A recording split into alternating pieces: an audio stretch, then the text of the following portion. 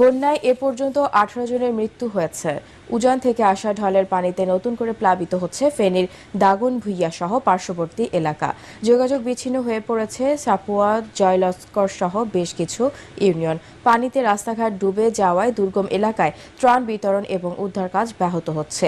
যোগাযোগ বিচ্ছিন্ন থাকায় রাস্তায় আটকে আছে ত্রাণবাহী গাড়ি। আশ্রয় শিবিরে খাবারের জন্য চলছে হাহাকার। অসহায় বানভাসী মানুষদের উদ্ধার করতে প্রয়োজন এখন পর্যাপ্ত মেশিন চালিত নৌকার।